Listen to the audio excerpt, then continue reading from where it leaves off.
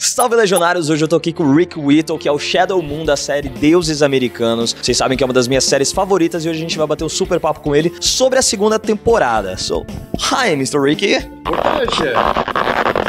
É muito bom estar aqui. Won't you join us, Shadow? Truth be told, I'm not the man I once was. Well, how you doing? You're enjoying this stay in Brazil? Is this your first time? This is my first time in Brazil, but it will not be my last. I'm having a fantastic time. I haven't had much chance to see the city and to see, Sao Paulo, but it's a good excuse to come back. I've met the fans. The fans are crazy. I love it, but I'm gonna have to come back on holiday so I can actually enjoy your beautiful country. What can you say to us about the second season of American Gods? It's bigger and better than the first. It is epic. It is huge. It has got all your favorite characters from season 1 coming back for season 2. A lot of new characters. And if season 1 was about introductions and hellos, season 2 is about goodbyes. It really is dramatic. It really is kind of powerful. We're talking about important themes again, sensitive topics. There's sex and romance, drama, but there's action. And if you thought kind of Shadow went through it in the first season, he was the universal punch bag, physically, emotionally, spiritually. Season 2, it gets even worse for him. It goes crazy. It goes crazy. So unfortunately, he's going to have to go through a tough time in season 2, but he's more aggressive. He wants answers. And if no one's going to give him answers, he's going to find them himself. We have a lot of CGI scenes in the first season. We'll have more of these, more of crazy dreams, more of crazy nightmares from Shadow. And what is funniest to you? Do the action scenes, the stunts, the fights, or these CGI crazy scenes in that you are only in a huge blank space or blue space? For me, I love all the action. As a young boy, you're a stunt man. You're doing all these fight scenes and you're driving cars and you're doing free falls of like big wires and scaffolding. It's great fun. It's a lot of fun. Dangerous sometimes, but that's why we have a fantastic stunt team.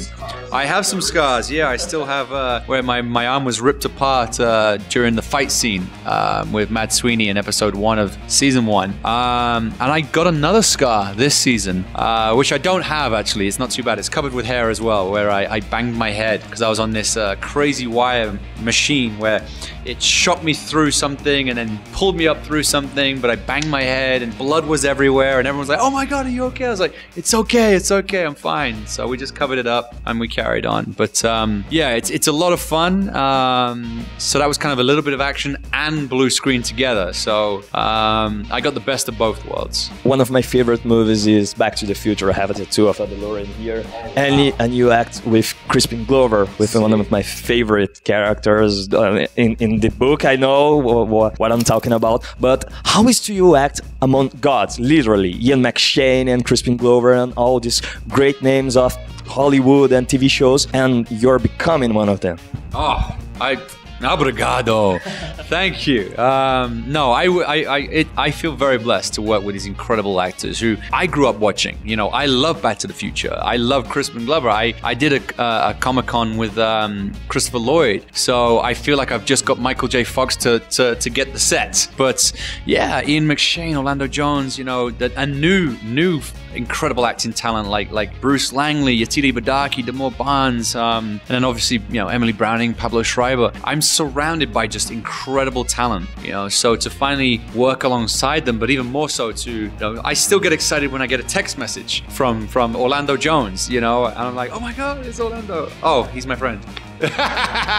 So it's a lot of fun. I feel very blessed to be a part of this great show. Did you already know the original story before you start to do the TV show? And what can the fans that already know the book, what can they find in this second season? What will they find in the second season? I did not read the book until I wrapped season 1. Now I've read it a couple of times, and we're gonna follow the book. We will follow the book. Season 2 will begin with with our characters, Shadow, Laura, Sweeney, and Wednesday, all in a car, and they all hate each other for some reason. We left Laura saying, I want a word with my husband. What did she say? Well, you're going to find out once you start watching episode 1 as they head towards House on the Rock, which is a very famous part of the book that was released in 2001. So we're going to follow that book, but on that journey, on that timeline, that's where the craziness is going to happen. So even fans of the book won't know what's going on. They'll know the direction we're heading towards Lakeside, but they're not going to know about the extra stories where we flesh out characters, we flesh out dynamics and relationships. It keeps it fresh for everyone.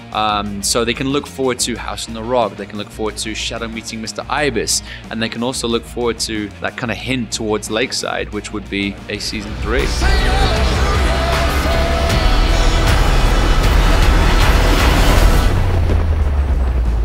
You're in the fairy tale now, aren't you? I'm from a comic book website. That's why we're so interested to American Gods and Neil Gaiman. Have you read the comic as well? Yeah, it's amazing. Neil Gaiman, it's one of the best writers in the world. You have the TV show. I mean, it's all there. It's fantastic, and I feel very blessed. And I'm excited for the fans to see it. I mean, March 11th. It's only around the corner. Amazon Prime Video. Don't miss it. Thank you, Ricky. Obrigado. Obrigado.